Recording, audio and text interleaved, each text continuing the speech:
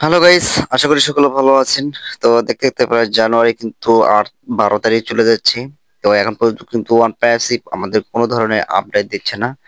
আর যারা আমরা ফাউন্ডার গুলো আছি, অবশ্যই আমাদের মনে কিন্তু একটা হতাশার সৃষ্টি হয়েছে। আমরা কবে আপডেট পাবো এবং কবে আমরা ভালো সুফল দিন পাবো, কবে আমরা স্বাবলম্বী হতে পারবো, এটাই কিন্তু আমাদের চিন্তা ভাবনা। তো আমরা অনেক ডাটাবেস থেকে অনেক কিন্তু অনেক কিছু জানতে পারছি, বা সোশ্যাল মিডিয়াতে বিভিন্ন ভাবে যে ওয়ান প্যাসিভের যে যেভাবে প্রতিক্রিয়া সৃষ্টি হচ্ছে, এটা কিন্তু একটা খুবই দুঃখজনক। কারণ ওয়ান প্যাসিভ আমাদের যে স্বপ্ন দেখিয়েছিল বা যেভাবে আমাদেরকে একটা আপডেট দেওয়ার কথা ছিল, সেটা কিন্তু এখন পর্যন্ত আমরা পাচ্ছি না। তো সবকিছুই কিন্তু আমাদের একটা মনে আঘাত দিচ্ছে বা করছে। তো আমি একটা ডোমেইন থেকে আমাদের ওয়ান প্যাসিভ সম্পর্কে জানতে পারি, যেটা ক্রিয়েশন ডেট অর্থাৎ চালু হওয়ার ডেট ছিল জুন মাস 28 তারিখে 2018 সালে, এবং এটা এক্সপায়ারি ছিল 2028 সালে জুন মাসের 28 তারিখে। তো এটা মূলত লাস্ট আপডেট আমাদের হয়েছে ফ্রাইডে আগস্ট 3 তারিখে 2018 সালে, এবং এক্সপায়ারি যেটা দেখতে পারছেন এটা কিন্তু 2018 সালে শেষ হওয়ার কথা।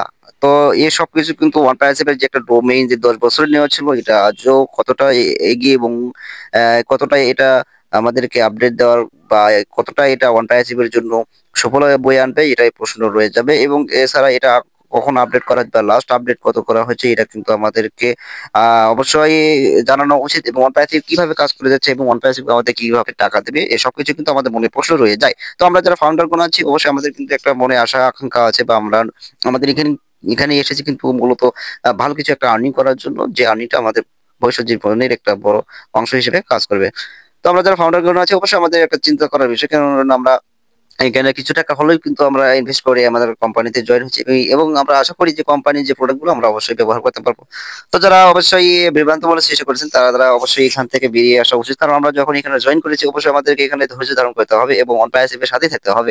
কারণ যে কোনো কোম্পানিকে তার লক্ষ্যে পৌঁছতে হলে কিছু সময়ের ব্যাপার। তাছাড়া যে কোনো কোম্পানির ড্যাশবোর্ড থাকলে অবশ্যই আপডেট এই বিষয়টা থাকবে। তো ওয়ান প্যাসিভে এরকম, তো ওয়ান প্যাসিভ হয়তো আপডেটের মাধ্যমে বা যে কোনো একটা পরিস্থিতি সমস্যার সম্মুখীন হয়েছিল, সেটা হয়তো কাটিয়ে এখন ভালো দিকে যাবে, এটা আমরা আশা ব্যক্ত করি।